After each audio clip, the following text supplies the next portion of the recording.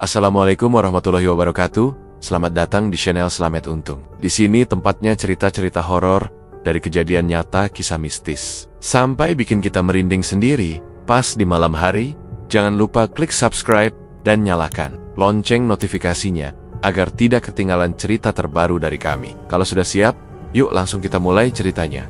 Blitar, Jawa Timur, awal tahun 2015. Musim kemarau belum berakhir.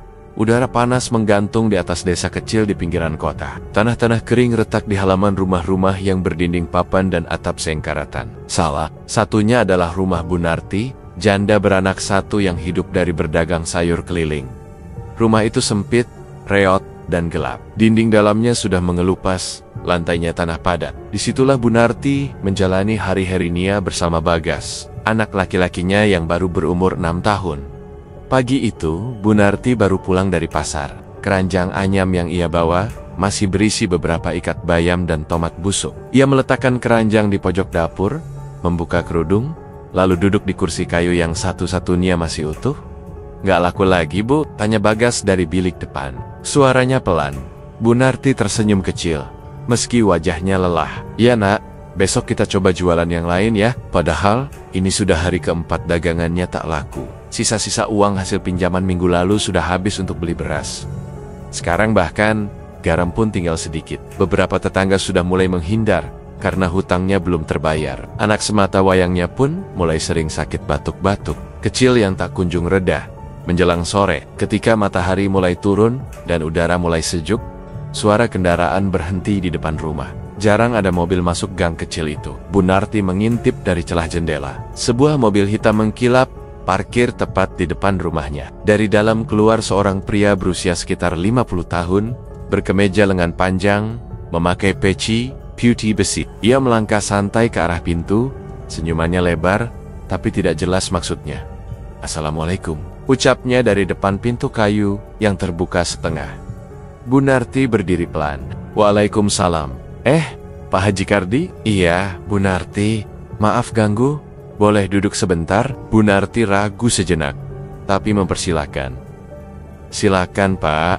Maaf rumah saya sempit dan berantakan." Pak Haji duduk di kursi yang sama dengan Bu Narti tadi. Ia melihat sekeliling dengan tenang. "Rumah ini saksi perjuangan, Bu. Bukan masalah besar." Bu Narti hanya diam. Ia bingung, belum mengerti maksud kedatangan orang kaya itu. Ia tahu Pak Haji Kardi punya banyak usaha di desa. Toko, sembako, kebun, bahkan kontrakan. Orang bilang ia dermawan, tapi juga jarang terlihat berbicara lama dengan warga seperti dirinya. "Saya sering lihat panjenengan jualan di pasar," ujar Pak Haji perlahan. "Dan saya tahu sekarang sedang susah." Bu Narti menunduk. Nyaman dengan kalimat itu, meskipun benar, "Anak panjenengan, Bagas ya? Ganteng?" "Iya, tapi kelihatannya agak pucat." "Iya, Pak. Lagi batuk, sudah dibawa ke puskesmas." Pak Haji mengangguk. Lalu ia menatap Bu Narti. "Kali ini lebih serius. Saya datang bukan untuk menasihati, Bu, tapi saya mau bantu. Kalau panjenengan mau, saya bisa bantu agar hidup tidak begini terus." Bu Narti mengerutkan dahi. "Maksudnya bantu gimana, Pak?" "Ada cara. Agar panjenengan tidak perlu lagi bingung soal makan, soal bayar hutang, soal biaya sekolah anak," ucapnya pelan. Tapi jalannya tidak biasa. Suasana mendadak hening. Angin sore berhembus melalui celah dinding. Bu Narti menunggu, tapi tidak langsung menjawab. Ia merasakan jantungnya berdebar. "Panjenengan pasti pernah dengar istilah pesugihan," kata Pak Haji akhirnya. Bu Narti menghela napas. "Saya orang kecil, Pak. Saya nggak ngerti soal begituan. Maaf, saya tidak tertarik." Pak Haji tersenyum. "Tetap duduk tenang. Saya tidak maksa, Bu. Tapi saya tahu, kalau kondisi ini terus berlanjut, panjenengan bisa tambah terjepit. Maaf, Pak. Saya masih percaya sama rezeki dari Allah. Saya tidak mau ikut-ikutan yang aneh-aneh." "Tentu, saya juga percaya pada rezeki," ujar Pak Haji sambil membetulkan posisi duduk. "Tapi kadang ada jalan yang tidak biasa untuk keluar dari kesulitan. Jalan itu tidak diberikan pada semua orang." Bu Narti menelan ludah. Ia tahu pembicaraan ini sudah melewati batas yang ia pahami. Tapi anehnya, ia tidak langsung menyuruh Pak Haji pergi. Ada sesuatu dalam ucapannya yang membuat Bu Narti tidak bisa memalingkan diri. Kalau Bu Narti berubah pikiran, "Saya bisa bantu, tapi keputusan tetap di tangan panjenengan." ucap Pak Haji sambil berdiri. Ia menatap Bu Narti dengan pandangan yang sulit dibaca. Saya akan kembali dalam beberapa hari. Bu Narti hanya mengangguk, meski dalam hatinya penuh pertanyaan. Pak Haji berjalan keluar, masuk ke mobil, dan pergi tanpa berkata-kata lagi. Malam itu, Bu Narti duduk di dekat tungku. Api kecil menyala, merebus air untuk membuat nasi sisa. Bagas sudah tertidur di kasur tipis di bilik sebelah. Wajah kecil itu tenang, tapi tubuhnya masih panas. Di dalam pikirannya, Bu Narti mencoba melupakan semua ucapan Pak Haji. Ia tahu tawaran itu berbahaya, tapi bayangan tentang uang yang cukup, rumah yang layak, dan anaknya yang sehat terus mengganggu pikirannya. Ia memejamkan mata, tapi tidak bisa tidur. Ucapan Pak Haji terngiang pelan, seperti bisikan di telinga. Ada jalan yang tidak biasa untuk keluar dari kesulitan. Perutnya kembali kosong. Tidak ada yang bisa dimasak esok hari. Mata Bu Narti terbuka lagi, menatap langit-langit kayu yang kusam. Ia menarik napas pelan, tapi dadanya terasa berat. Pikirannya tidak berhenti bergerak. Dalam hati kecilnya, muncul sebuah pertanyaan yang belum berani ia jawab. Kalau jalan itu memang ada, apa aku sanggup membayarnya? Ucapan Pak Haji Kardi masih terngiang di kepala Bu Narti saat ia duduk memandangi tungku yang mulai padam. Wajah Bagas yang sedang tidur ditikar membuat hatinya makin berat. Malam itu ia tidak bisa tidur. Setiap kali memejamkan mata, ada bayangan gelap yang muncul di belakang kelopak matanya. Seolah-olah ada seseorang berdiri diam di sudut rumah, hanya menatap tanpa suara. Tapi setiap ia buka mata, tak ada siapa-siapa. Begitu terus sampai fajar datang. Keesokan harinya, Bu Narti tetap pergi ke pasar, meski tubuhnya lemas. Ia membawa sisa sayur yang kemarin tak laku. Di lapak, tak ada satupun pembeli yang mendekat. Beberapa hanya menoleh sekilas, lalu memilih warung sebelah. 1 jam, 2 jam, tak ada perubahan. Matahari makin tinggi, kepala Bu Narti mulai pening. Ia duduk bersandar di tembok pasar, mencoba menahan kantuk. Saat akhirnya pulang, ia hanya membawa pulang keranjang berisi daun layu dan 1 batang serai. Di rumah, Bagas masih tidur. Tubuhnya panas, bibirnya kering, tanpa berpikir panjang. Bu Narti membuka lemari dan mengambil satu-satunya benda berharga yang ia miliki, ponsel lama yang sering macet, lalu pergi ke konter terdekat. 50.000 saja, Bu, kata penjaga konter sambil memeriksa layar. Retak ponsel itu. Bu Narti mengangguk, meski ia tahu harga sebenarnya lebih dari itu. Uang yang ia dapat langsung dibelikan paracetamol, telur, dan sebungkus beras. Sore itu, ia duduk di depan rumah sambil menyuapi Bagas yang lemas. Hatinya bergolak. Ia ingat jelas semua yang diucapkan Pak Haji 3 hari berlalu. Tidak ada perubahan. Dagangan tetap tidak laku. Obat hanya membuat panas Bagas turun sesaat. Ia mulai batuk keras setiap malam. Suara itu membuat Bu Narti tidak bisa tidur. Ditambah lagi bisikan halus yang sering muncul di telinga. Kadang terdengar jelas, kadang seperti angin, tapi malam-malam terakhir, suara itu makin sering datang.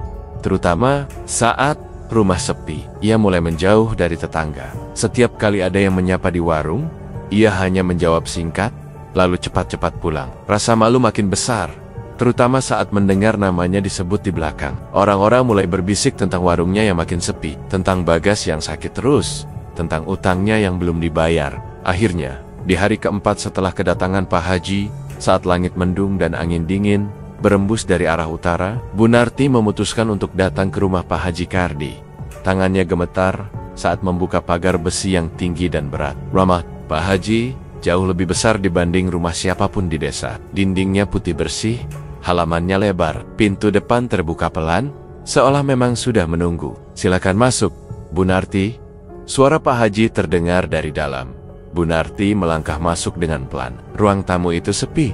Hanya ada meja panjang dan 1 kursi besar tempat Pak Haji duduk. Tak ada siapa-siapa lagi di rumah itu. Saya mau tanya, Pak, ucap Bu Narti, suaranya pelan. Waktu itu Pak Haji bilang, soal jalan yang tidak biasa itu, saya belum mengerti. Pak Haji menatapnya dengan pandangan tenang. Panjenengan mau tahu lebih jelas? Bu Narti mengangguk pelan. Pak Haji berdiri, lalu berjalan ke arah jendela. Ia membuka sedikit tirai, membiarkan cahaya masuk, tapi tetap membelakangi Bu Narti. Pesugihan bukan sulap, Bu. Bukan uang jatuh dari langit. Ada syarat, ada ikatan. Dan itu bukan sesuatu yang ringan. Syaratnya apa, Pak? Nyawa. Bu Narti mengernyit. Nyawa siapa? Bisa macam-macam. Tapi harus ada pengorbanan sebagai tumbal. Selain itu, umur panjenengan sendiri juga akan dipotong. Dipotong bagaimana, Pak? Panjenengan tidak akan hidup lama. Umur panjenengan tidak akan sampai 75. Ruangan hening. Bunarti menunduk, menatap lantai kayu. Jantungnya berdetak keras. Kalau saya tidak sanggup, Pak, tidak ada paksaan, Bu. Tapi kalau panjenengan sanggup, maka kehidupan panjenengan akan berubah. Rezeki lancar, usaha maju. Tapi sekali jalan ini diambil, tidak bisa kembali. Bunarti mengangkat kepala, menatap Pak Haji.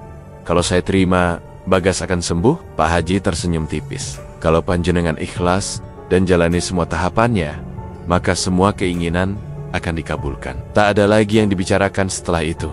Bunarti pamit dengan langkah goyah. Sesampainya di rumah, hari sudah sore. Bagas tertidur lemah di tikar. Udara dalam rumah pengap, bau apek dan keringat menempel di dinding. Bunarti duduk di depan pintu, menatap langit yang mulai gelap. Angin sore membawa debu dari jalan. Suara ayam dari belakang rumah tetangga terdengar pelan. Dalam hatinya, pertanyaan baru muncul. Apakah harga itu sepadan dengan apa yang akan ia dapatkan? Ia tidak tahu jawabannya. Tapi malam itu, untuk pertama kalinya, ia tidak menyalakan tungku. Ia hanya duduk diam, memeluk lututnya sendiri, dengan mata terbuka sampai pagi. Malam masih terasa panjang ketika Bunarti duduk diam di depan pintu rumah. Badannya lelah, tapi matanya tak bisa terpejam. Wajah Bagas yang pucat dan tubuhnya yang panas membuat pikirannya semakin berat. Ucapan Pak Haji Kardi tentang syarat pesugihan terus terngiang. Nyawa, umur, dan sekarang kambing hitam dengan darah. Hitam. Ia tidak tahu dari mana harus memulai, tapi suara lirih dalam hatinya mendorongnya untuk tetap bergerak. Pagi-pagi sekali, sebelum matahari terbit, Bunarti sudah berdiri di depan warung tetangga. Ia meminjam uang dengan alasan akan belanja dagangan dari luar kota. Jumlahnya tak besar, tapi cukup untuk ongkos ke pasar hewan yang letaknya di pinggiran Blitar. Ia pergi tanpa banyak bicara, hanya meninggalkan sepiring nasi dan air putih untuk Bagas yang masih tidur. Langkahnya berat, tapi tekadnya sudah dibuat. Pasar ternak itu luas dan bising. Suara kambing, sapi dan teriakan pedagang bercampur menjadi satu. Bunarti menutupi wajah dengan selendang agar tak dikenali. Ia berjalan pelan dari satu kandang ke kandang lain, memperhatikan tiap kambing yang ada. Semua berwarna putih, coklat, atau bel. Tidak ada satupun yang banner-banner hitam. Ia mendekati seorang pedagang tua. "Pak, maaf, saya cari kambing yang warnanya hitam semua. Pernah lihat?" Pedagang itu menatapnya dengan tatapan heran. "Hitam semua? Banyak, tapi kalau soal darahnya, saya nggak tahu." "Yang berdarah hitam, Pak," kata orang. "Ada yang begitu." Wajah pedagang itu berubah. "Mau buat apa, Bu? Itu urusan aneh. Pergi sana." Bunarti terdiam, lalu menjauh. Ia mencoba bertanya kedua pedagang lain, tapi jawabannya sama. Bahkan, ada yang tertawa sambil menyebutnya sinting. Satu lagi malah mengusirnya dan menyuruhnya pulang. Hari mulai siang, tapi pencariannya tak membuahkan hasil. Kakinya mulai lelah dan perutnya kosong. Di pojok pasar, di dekat kandang tua yang kosong, duduk seorang pria tua berambut putih, mengenakan topi anyaman yang menutupi wajahnya. Ia tidak menjual apapun, hanya duduk memeluk lutut. Bunarti nyaris melewatinya, tapi suara pelan memanggil, "Mencari kambing hitam, ya?" Bunarti berhenti. "Bapak tahu?" "Duduklah," kata pria itu. Suaranya serak. "Kamu tidak akan menemukannya di sini." Bunarti duduk perlahan. "Saya butuh, tolong bantu saya." Pria tua itu mengangguk pelan. "Namaku Minto. Dulu aku juga pernah bantu orang yang mencari seperti kamu. Tapi yang kamu cari tidak dijual di pasar. Kamu ke desa sebelah timur, dekat kaki hutan. Ada satu kandang di sana, tempat mereka beternak jenis yang berbeda." Bunarti menatapnya serius. "Di mana tepatnya?" "Kamu ikuti jalan tanah dari terminal tua, lalu belok kanan di jembatan kayu. Dari sana jalan kaki. Tapi hati-hati, tempat itu tidak ramai, dan tidak semua yang datang ke sana bisa kembali dengan selamat." Ia ingin bertanya lebih jauh, tapi kakek Minto sudah berdiri dan berjalan pergi tanpa menoleh. Bunarti hanya bisa berdiri diam. Tak ada yang bisa ia lakukan selain percaya. Ia kembali ke rumah dan menemukan Bagas terbaring lemas. Nafasnya berat, kulitnya pucat. Ia hanya sempat menyuapi air hangat dan menyelimuti tubuh kecil itu. Lalu, setelah berkemas seadanya, ia kembali. Perjalanan ke desa yang dimaksud kakek Minto memakan waktu hampir 1 hari penuh. Jalannya sepi, hanya dilalui motor pengangkut hasil bumi. Semakin jauh, semakin sunyi. Hari kedua, ia harus berjalan kaki, karena angkot terakhir tak mau mengantar sampai ujung jalan. Jalan setapak itu licin, dipenuhi batu kecil dan semak. Ia beberapa kali hampir jatuh. Malam tiba, sebelum ia menemukan tempat yang dimaksud. Ia menginap di emperan musola kosong, dan hanya makan kerupuk sisa. Malam itu, ia merasa sesuatu mengikuti. Dari setiap kali ia berhenti, suara langkah juga berhenti. Ketika ia menoleh, tidak ada siapa-siapa, tapi suara ranting patah dan hembusan angin terdengar jelas. Ia memeluk lutut dan mencoba tidur dalam gelisah. Hari ketiga, ia akhirnya sampai di depan sebuah rumah kayu tua yang dikelilingi pagar bambu tinggi. Di dalamnya ada belasan kambing hitam, semuanya berwarna pekat dari kepala hingga kaki. Seorang pria tua berjenggot panjang membuka pintu pagar. "Saya disuruh ke sini," kata Bunarti sambil menunduk. "Saya cari kambing hitam yang darahnya hitam." Pria itu menatapnya lama. "Kamu tahu harga yang harus dibayar?" "Saya sudah tahu," jawab Bunarti. Suaranya lirih. Tanpa banyak bicara, pria itu menunjuk ke satu kandang di ujung. Seekor kambing besar duduk diam, tidak bersuara. Matanya merah, bulu di punggungnya lebih tebal dari yang lain. "Itu yang kamu cari?" Bunarti mengangguk. Ia mengeluarkan uang hasil pinjamannya. Pria itu tidak menghitung. Ia hanya mengikat kambing itu, lalu memberikannya kepada Bunarti. "Kalau kamu bawa pulang, pastikan tidak berhenti di jalan. Jangan bicara dengan siapapun, dan jangan menoleh ke belakang, meskipun kamu dengar suara." Bunarti membawa kambing itu menuruni bukit. Langit sudah mulai gelap. Saat ia sampai di bawah, ia berhenti sejenak. Di ujung jalan, dua pilihan menunggu. Satu arah menuju rumah, tempat Bagas terbaring sakit. Satu lagi menuju desa, tempat Pak Haji Kardi menunggu untuk ritual. Ia berdiri lama. Matanya mulai basah. Ia tahu anaknya tidak baik-baik saja, tapi kambing itu terasa berat di tangannya. Seolah waktu tidak memberi kesempatan lagi. Langkah pertama menuju arah rumah. Pak Haji terasa seperti menjauh dari semua yang ia kenal. Tapi ia tetap melangkah, tidak menoleh ke belakang, tidak berkata apa-apa. Hanya angin malam yang menjawab, dan suara napasnya sendiri yang makin berat. Langkah Bunarti terasa berat saat ia menyusuri jalan setapak yang semakin gelap. Kambing hitam itu berjalan di belakangnya, terikat tali tambang yang ia genggam erat. Nafasnya pendek-pendek, dan tubuhnya masih lelah setelah 3 hari perjalanan. Tidak ada suara selain gesekan ranting dan langkah kaki sendiri. Ia sudah memilih arah menuju tempat Pak Haji Kardi, meninggalkan jalan menuju rumah. Dalam hati, ia tak henti-hentinya menyebut nama anaknya, berharap keputusan ini bukan sebuah kesalahan. 1 jam kemudian, Bunarti tiba di depan rumah tua yang ditunjukkan oleh Pak Haji saat pertemuan terakhir mereka. Rumah itu berdiri di tengah hutan kecil, dikelilingi pohon besar dan semak tinggi. Dinding kayunya sudah lapuk, sebagian miring, dan atapnya nyaris roboh. Lampu minyak tergantung di bawah teras, bergoyang pelan tertiup angin. Di sana, Pak Haji Kardi sudah menunggu, berdiri dengan tenang, seperti tahu kapan Bunarti akan datang. "Bawa masuk kambingnya," kata Pak Haji tanpa basa-basi. "Kita mulai sekarang." Bunarti menelan ludah. Ia menarik kambing masuk ke dalam rumah. Lantai papan itu berderit saat dipijak. Di tengah ruangan, sudah ada altar kayu rendah dengan kain putih kusam di atasnya. Beberapa lilin menyala di setiap sudut ruangan. Bau kemenyan tipis melayang di udara. Pak Haji mengambil pisau panjang dari tas kulit. Gerakannya tenang dan teratur. Kambing ini harus disembelih tepat di atas altar. Darahnya dikumpulkan. "Kamu akan minum sebagian. Sisanya akan ditanam di pekarangan belakang." Bunarti bergidik. Ia ingin bertanya, tapi tak ada suara yang keluar dari mulutnya. Ia hanya mengangguk pelan. Kambing itu diam saja ketika dibaringkan. Di altar, tak ada suara mengembik. Hanya mata merahnya yang menatap ke arah Bunarti. Pak Haji membaca sesuatu pelan sebelum menggoreskan pisau ke leher kambing. Darah kental langsung mengalir ke wadah tempurung kelapa yang sudah disiapkan. Warna darah itu lebih pekat dari biasanya, hampir kehitaman. Bau amis menyengat menusuk hidung. "Sekarang giliranmu, Yukep Pak Haji," menyodorkan batok itu. "Minum setengahnya." Bunarti memejamkan mata. Tangannya gemetar saat menerima wadah itu. Cairan hangat itu menggenang, aromanya membuat perutnya berputar. Ia menahan napas dan mendekatkan ke mulut. Seteguk pertama membuat tenggorokannya panas. Ia ingin muntah, tapi menahannya. Dengan sisa tenaga, Ia meneguk sedikit lagi, lalu menyerahkan batok itu kembali. Tubuhnya langsung terasa ringan. Kepala berputar, napasnya pendek. Ia duduk di lantai, tangannya memegang perut. Pak Haji hanya diam, lalu membawa sisa darah keluar. Rumah.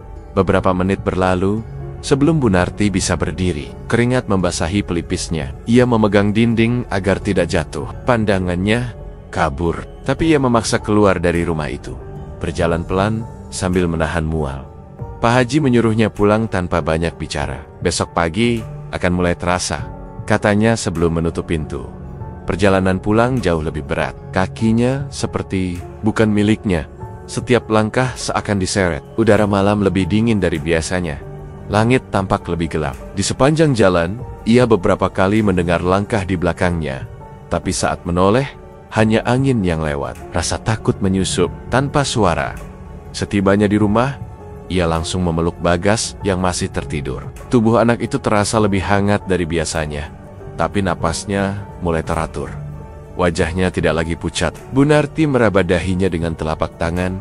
Panasnya turun. Ada harapan kecil tumbuh di dada, meskipun kepalanya masih pening. Pagi harinya, suara burung di luar rumah terdengar lebih jelas. Tapi Bu Narti tidak bangun dari tikarnya.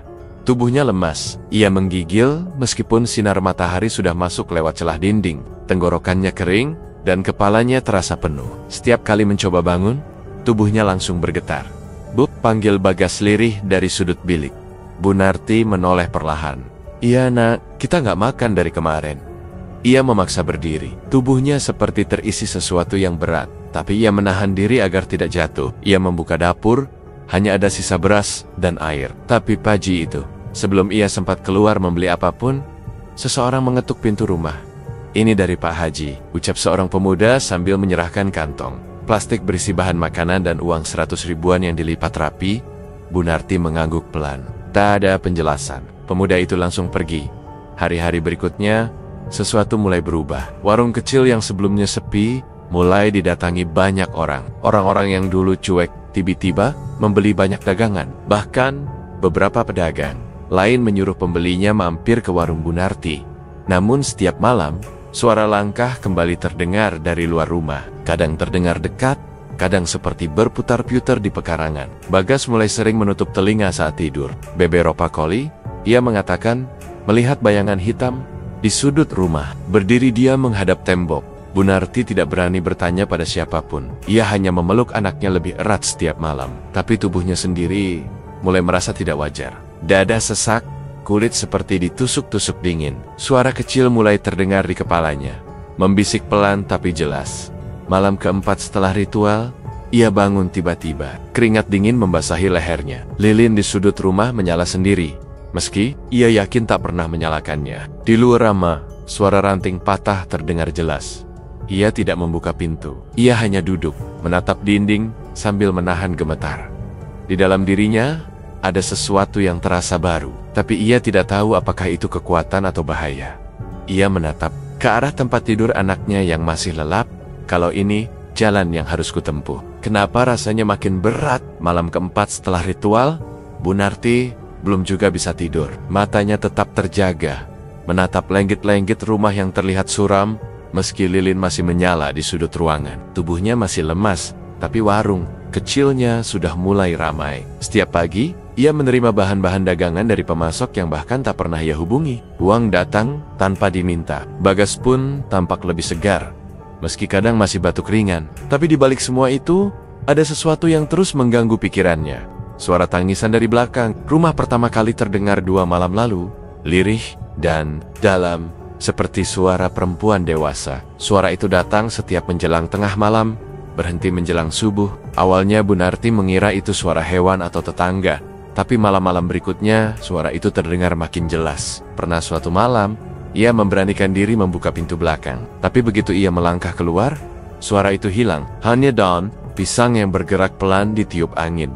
Pagi harinya, saat membuka warung, beberapa pelanggan berdiri lama dan membeli banyak barang tanpa banyak tanya. Uang yang masuk melebihi hari-hari bayosannya. Bahkan Ibu RT yang sebelumnya selalu sinis, tiba-tiba datang membeli kebutuhan dapur dalam jumlah besar. Tapi senyum Bu Narti tak benar-benar muncul. Ia mulai merasakan tatapan aneh dari orang-orang sekitar, Di pasar, dua pedagang sayur yang dulu biasa duduk bersamanya tiba-tiba beranjak pergi saat ia mendekat. Salah satu dari mereka bahkan berpura-pura tak melihat saat ia menyapa. Narti berdiri sendiri di sudut pasar. Seorang ibu tua yang sedang menimbang cabai berkata pelan tanpa menoleh. "Jangan sering-sering begadang, Bu. Kadang yang bangun malam bukan cuma manusia." Ucapan itu menempel di kepala Bu Narti sepanjang perjalanan pulang. Di rumah, Bagas mulai berubah. Anak itu lebih sering melamun, tidak banyak bicara, dan beberapa kali bangun di malam hari sambil menunjuk ke sudut kamar. "Ibu," katanya suatu malam, "itu siapa yang berdiri di pojok sana?" Bu Narti langsung menoleh. Tidak ada siapa-siapa. Ia menarik tubuh Bagas ke pelukannya dan menutup mata anak itu. "Nggak ada siapa-siapa, Nak. Mungkin kamu mimpi." Tapi malam itu, cermin di ruang tengah pecah sendiri tanpa sebab. Padahal tak ada yang menyentuh, potongan kacanya jatuh berserakan di lantai. Bu Narti hanya bisa menatap tanpa suara. Ia memunguti pecahan satu persatu. Tangannya gemetar. Hari-hari berikutnya, pelanggan tetap datang, tapi malam semakin terasa panjang. Setiap langkah kaki di luar rumah, suara tangisan, dan bayangan hitam di dinding membuat Bu Narti tak tenang. Warungnya ramai, tapi pikirannya tidak pernah tenang. Ia tahu sesuatu belum selesai. Siang itu, setelah menutup warung lebih awal, ia berjalan kaki ke rumah Pak Haji Kardi. Langit mendung, dan udara terasa berat. Jalan menuju rumah Pak Haji seperti lebih sunyi dari biasanya. Pintu rumah itu tidak terkunci. Ia mengetuk perlahan. "Assalamualaikum." Tak lama, pintu terbuka. Pak Haji berdiri dengan senyum tipis. "Masuklah, Bu Narti." Ruangan itu tetap sama, sejuk, bersih, dan terlalu sunyi. "Saya ingin bertanya, Pak," ucap Bu Narti. "Kenapa saya merasa seperti diawasi? Suara di malam hari, bayangan, cermin pecah. Anak saya melihat sesuatu." Pak Haji hanya mengangguk pelan. "Itu pertanda panjenengan sudah masuk ke jalur yang tidak biasa. Apa yang panjenengan lihat dan rasakan sekarang adalah bentuk kedekatan dengan dunia lain. Tapi kenapa rasanya seperti ada yang belum selesai?" Pak Haji duduk, menyilangkan tangan di pangkuan. "Karena memang belum selesai. Panjenengan baru menjalani satu tahap. Ritual pertama hanya membuka gerbang. Masih ada yang harus diselesaikan agar perjanjian ini berjalan lancar dan aman. Kalau tidak saya selesaikan." Pak Haji menatap mata Bu Narti tanpa berkedip. "Kalau tidak diselesaikan, maka yang datang bukan rejeki, tapi penagih." Dan mereka tidak bicara dua kali. Bu Narti menunduk, tangannya menggenggam ujung jilbab. Dalam dadanya, rasa sesal mulai tumbuh, tapi semua sudah terlambat. Pak Haji berdiri dan berjalan ke sudut ruangan. Ia mengambil sebuah kantong kain hitam dan menyerahkannya. "Ini bagian selanjutnya. Simpan dulu. Saat waktunya tiba, saya akan beritahu apa yang harus dilakukan." Bu Narti menerima kantong itu tanpa bertanya. Ia tahu tak akan mendapat jawaban. Lebih di perjalanan pulang, langkahnya terasa makin pelan. Udara sore mulai dingin. Angin berembus dari arah barat, membawa aroma tanah lembab. Di dalam kantong itu, ia merasakan benda kecil bergerak-gerak, seperti hidup. Saat mau pemakaman desa, ia menoleh sejenak. Tidak ada siapa-siapa, tapi bulu kuduknya berdiri. Ia mempercepat langkah, berharap segera sampai rumah. Namun setibanya di rumah, ia berdiri lama di depan pintu. Dari dalam, terdengar suara Bagas memanggil. "Ibu, tadi ada yang ngetuk jendela kamar. Padahal saya lagi tidur." Bu Narti tak langsung menjawab. Tangannya masih menggenggam kantong kain dari Pak Haji.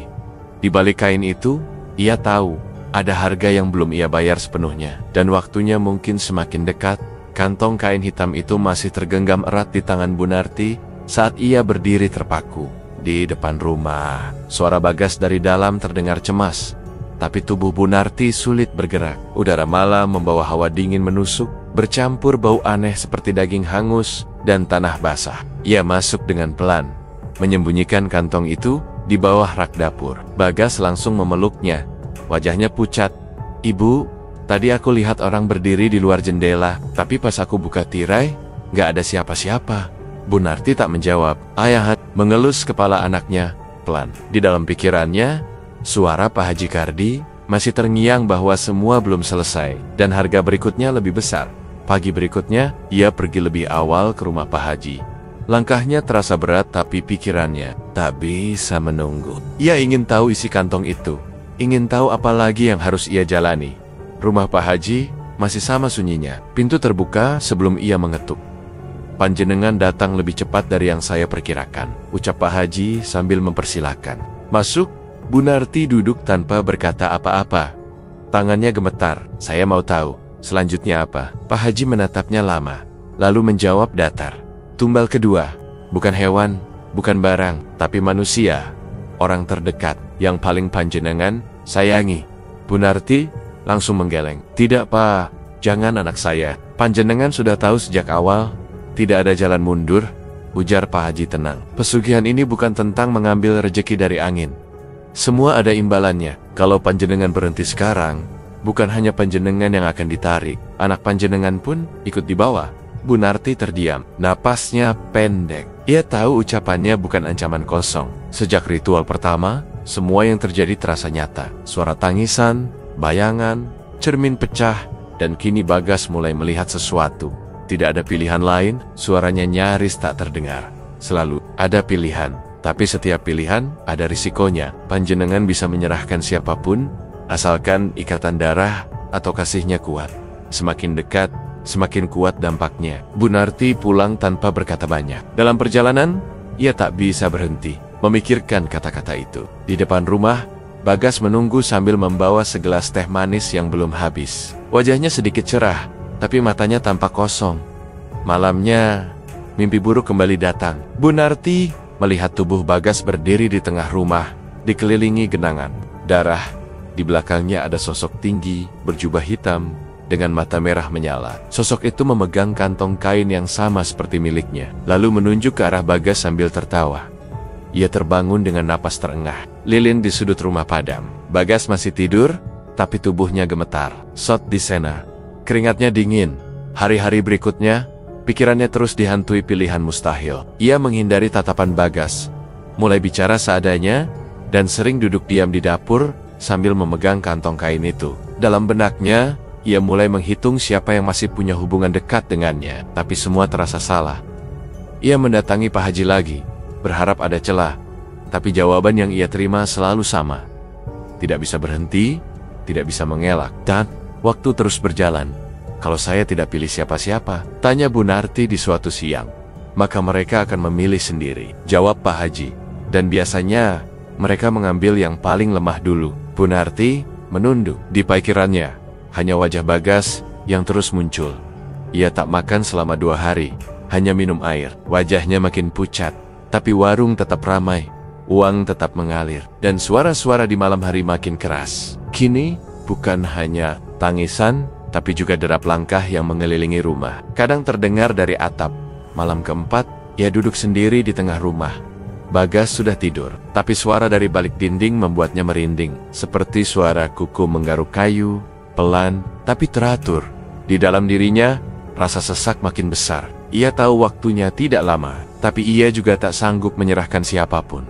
Bukan saudara, bukan tetangga, apalagi Bagas. Ia menggenggam kantong kain itu, tangannya bergetar. Apa harus sejauh ini? Gumamnya sendiri.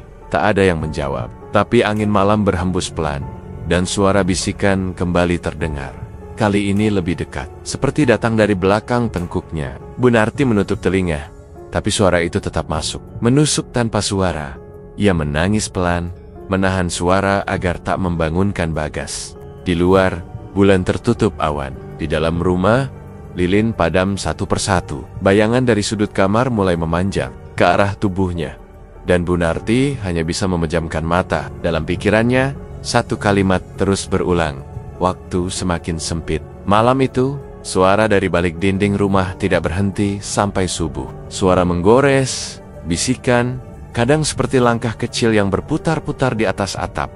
Bu Narti tidak tidur. Ia hanya duduk bersandar di dinding ruang tengah, memandangi api kecil dari lilin yang tersisa setengah ditikar. Bagas tidur meringkuk dengan napas pelan. Wajahnya tenang, tapi Bu Narti tahu, ketenangan itu hanya sementara. Sejak malam-malam terakhir, ia mulai menjaga jarak dari anaknya. Bukan karena benci, tapi karena takut. Setiap kali melihat wajah Bagas, suara di kepalanya membisikkan hal yang sama. Suara itu tidak keras, tapi mengendap, mengganggu, dan terus muncul saat pikirannya kosong. Ia mencoba mengabaikannya, tapi tubuhnya mulai bereaksi sendiri. Tangan gemetar, mata susah fokus, dan malam terasa jauh lebih panjang dari sebelumnya. Siang, hari pun tidak memberi ketenangan. Beberapa kali, ia melihat bayangan hitam berdiri di pojok dapur saat sedang memasak. Cermin di kamar belakang menunjukkan bayangan lain selain dirinya. Dan setiap kali ia lewat depan jendela, pintu rumah terbuka sedikit demi sedikit, meski sudah dikunci rapat. "Bu, malam ini jangan jauh-jauh ya," ucap Bagas suatu sore sambil duduk di depan tungku. "Aku takut kalau ibu nggak ada." Bu Narti tidak menjawab. Ia hanya mengangguk, lalu pergi ke belakang rumah untuk mencuci tangan, walau tidak ada yang perlu dicuci. Ia hanya butuh menyendiri. Pikirannya berkecamuk. Ia sempat berpikir untuk memilih. Orang lain, ia mengingat satu nama Mbak Rini, tetangga depan rumah yang sejak dulu tak pernah berhenti menyebar fitnah. Wanita itu pernah menuduh Bu Narti mencuri gas tabung, dan bahkan Aiket Tikatan menyebarkan kabar soal suaminya yang kabur. Tapi ketika nama itu muncul di pikirannya, rasa bersalah langsung menghantam. Tidak peduli seburuk apa seseorang, tidak ada yang pantas menjadi tumbal.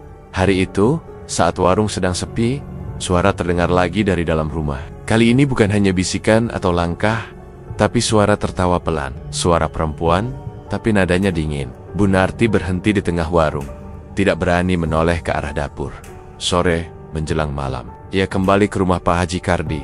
Tanpa banyak bicara, ia duduk di depan pria itu. Wajahnya pucat, matanya merah karena kurang tidur. Tangannya gemetar. Saat disodorkan secangkir teh, sudah mendekati waktu, kata Pak Haji pelan. "Panjenengan sudah diberi cukup waktu untuk memilih." Bu Narti menunduk. "Saya tidak bisa, Pak. Tidak sanggup." Pak Haji membuka laci kecil di samping kursinya dan mengambil dua benda. Sebuah pisau kecil dengan gagang kayu dan sebuah cincin. Batu akik berwarna merah kecoklatan. Pisau ini akan digunakan oleh panjenengan. Benda ini sudah diritualkan. Dan cincin ini bukan hanya simbol, tapi juga pengikat. Setelah ritual selesai, panjenengan wajib mengenakannya setiap malam. Bu Narti menerima keduanya dengan tangan gemetar. Pisau itu terasa dingin di telapak tangannya. Cincin itu berat, meski kecil. Ia menatap Pak Haji, berharap ada jawaban berbeda. Tapi pria tua itu hanya diam. Dalam perjalanan pulang, langit sudah gelap. Jalan desa yang biasanya tenang, kini terasa berbeda. Tidak ada suara jangkrik, tidak ada angin, sepi, seperti malam sebelum badai. Bu Narti menggenggam kedua benda itu, erat-erat dalam kain selendang. Langkahnya lambat, tapi ia tahu tak bisa lagi menunda. Setibanya di rumah, lampu minyak masih menyala. Bagas tertidur di dekat dapur, tubuhnya dibungkus selimut tipis. Ia tampak lelah setelah seharian bermain sendiri. Bu Narti duduk di dekat pintu. Ia membuka kain selendang dan menatap kedua benda itu. Pisau dan cincin, jam di dinding, menunjukkan hampir tengah malam. Ia menatap sekeliling rumah. Sudut-sudut ruangan tampak lebih gelap dari biasanya. Bayangan mulai bergerak pelan, mengikuti sorot lilin. Suara itu datang lagi, tapi kali ini lebih banyak. Seperti lebih dari satu orang berbicara, tapi tak jelas kata-katanya. Bu Narti menggenggam pisau erat-erat, lalu memejamkan mata. Dalam benaknya, hanya satu suara yang terdengar jelas. Malam ini akan menentukan segalanya. Dan di luar rumah, angin mulai berembus kencang. Angin masih berembus dingin saat Bu Narti berdiri di depan pintu rumahnya. Di dalam selendang yang ia lingkarkan erat di pinggang, pisau kecil dan cincin batu akik terasa berat. Sejak menerima benda itu dari Pak Haji Kardi, suara-suara gaib semakin jelas dan sering terdengar. Bahkan saat matahari belum tenggelam, bayangan-bayangan yang tadinya hanya muncul sesekali kini seperti mengikuti kemanapun ia melangkah. Langkahnya menuju rumah Pak Haji terasa panjang. Malam itu begitu sunyi, tak ada anjing menyalak, tak ada suara dari arah kebun. Langkah kakinya sendiri menjadi satu-satunya suara di sepanjang jalan. Setapak yang licin oleh embun. Rumah tua itu masih seperti sebelumnya. Lampu gantung menyala redup, dan di dalamnya sudah ada Pak Haji yang menunggu sambil duduk di dekat altar kayu rendah yang ditutupi kain putih. Beberapa lilin menyala mengelilingi ruangan. Bau kemenyan lebih menyengat dari biasanya. Dining room seperti bergema pelan oleh suara bisikan yang entah datang dari mana. "Letakkan benda itu di atas altar," kata Pak Haji dengan suara pelan namun tegas. Bu Narti maju dengan langkah ragu. Ia membuka selendang, mengeluarkan pisau, dan meletakkannya perlahan di atas kain putih. Tangan kirinya memegang erat cincin batu akik yang belum ia kenakan. Suara di dalam rumah semakin kuat, seperti banyak orang berdoa bersamaan dengan bahasa yang tak ia mengerti. Pak Haji berdiri di sampingnya, menutup mata, dan membaca sesuatu dengan suara pelan. "Kau harus menuntaskan ini malam ini juga," ujarnya. "Kalau tidak, semuanya akan berbalik." Bunarti hanya bisa mengangguk pelan. Ia berdiri di depan altar, tubuhnya gemetar. Tangan kirinya memegang cincin, tangan kanan menggenggam pisau. Tubuhnya berkeringat, meski udara malam sangat dingin. Lilin di sudut ruangan tiba-tiba padam satu persatu, seperti ditiup angin yang tak terasa. Lalu suara langkah kaki terdengar dari luar rumah. Pelan tapi jelas, seperti seseorang berjalan menyusuri halaman, lalu berhenti di depan pintu. Bunarti menoleh, tapi Pak Haji tetap berdiri tanpa bergerak. Pintu tidak terbuka, tapi suara itu tidak berhenti. Ketukan terdengar 3 kali. Bunarti mundur 1 langkah. "Tinggalkan pikiranmu," kata Pak Haji. "Fokus pada apa yang harus kau lakukan." Suara-suara dari dalam rumah kini semakin keras, bergema di kepala. Matanya mulai berkunang, tubuhnya terasa ringan. Pisau di tangannya seperti bergerak sendiri. Ia menatap ujungnya, lalu perlahan mengarahkannya ke dada sendiri. Tangan kanan gemetar, tapi suara-suara itu terus memaksa. Di antara bisikan-bisikan itu, terdengar suara tangis anak kecil lirih, dekat, dan sangat dikenal. "Ibu!" Suara itu membuat pisau berhenti di udara. Bunarti membuka matanya lebar-lebar. Dari sudut ruangan, bayangan hitam muncul perlahan. Tidak jelas bentuknya, tapi di tengah kabut tipis yang menyelimuti, wajah Bagas muncul samar. Matanya kosong, tubuhnya pucat, dan suara tangisnya terdengar jelas. "Ibu, jangan!" Pisau jatuh dari tangan Bunarti dan menggelinding ke lantai. Ia jatuh terduduk di depan altar, wajahnya basah oleh air mata. Ia menggeleng keras, menutup telinganya dengan kedua tangan. Tapi suara-suara itu tidak pergi. Semakin lama semakin dekat. Ruangan berputar. Pak Haji masih berdiri di belakangnya, tapi tidak berusaha menghentikan apapun. "Sudah cukup," suara Pak Haji pelan. "Pengorbanan telah dilakukan." Bunat menoleh. "Apa maksudnya?" "Saya belum, saya tidak." Pak Haji mendekat dan menunjuk altar. Pisau yang tadi jatuh kini tertancap sendiri ke kayu altar, dan darah hitam mulai merembes keluar dari permukaan kain putih. "Tidak semua pengorbanan dilakukan dengan tangan," katanya lirih. "Kadang penyerahan datang dari dalam hati, dan dia telah memilih.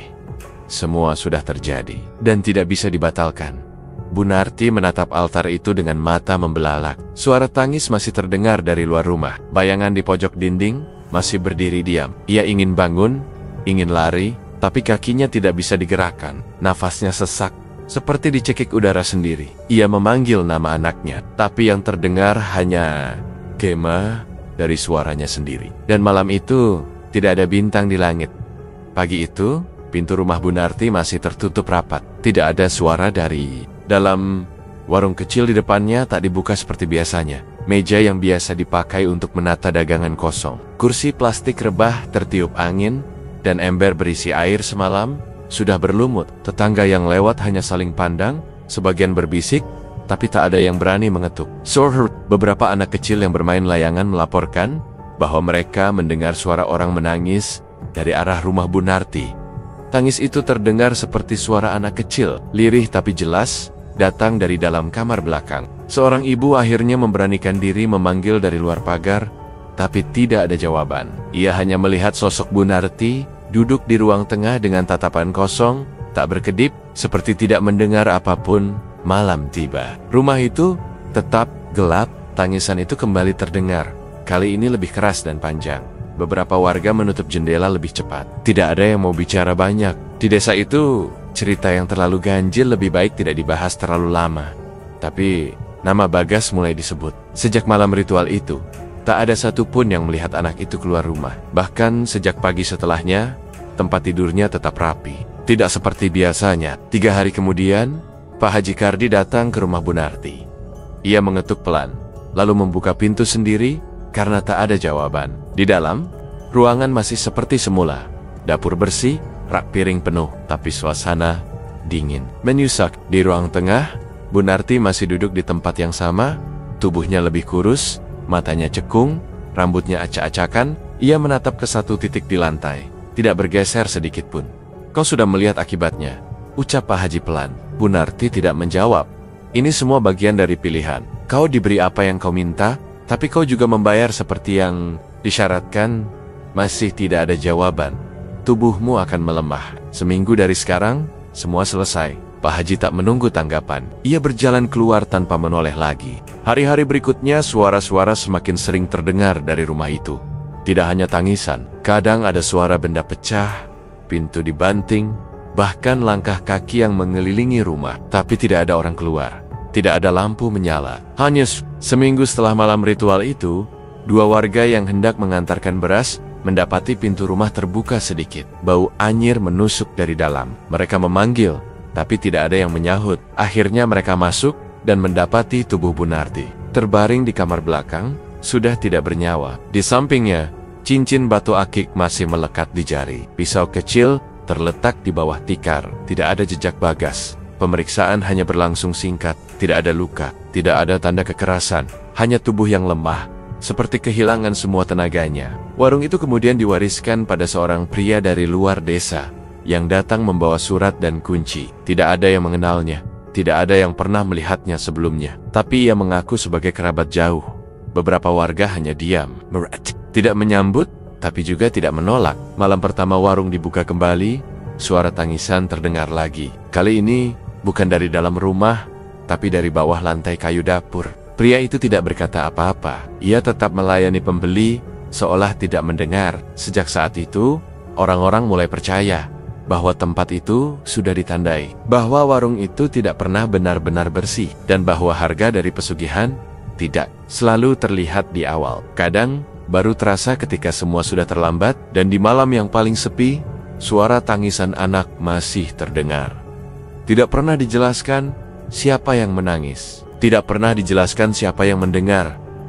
Terima kasih telah mengikuti kisah ini hingga akhir. Semoga cerita ini bukan hanya jadi hiburan, tapi juga pengingat bahwa setiap pilihan gelap selalu datang dengan bayangan panjang di belakangnya. Harta bisa dibeli, tapi tidak dengan jiwa yang tenang. Dan ketika semuanya sudah dibayar lunas, tak ada yang benar-benar kembali seperti semula. Wassalamualaikum warahmatullahi wabarakatuh.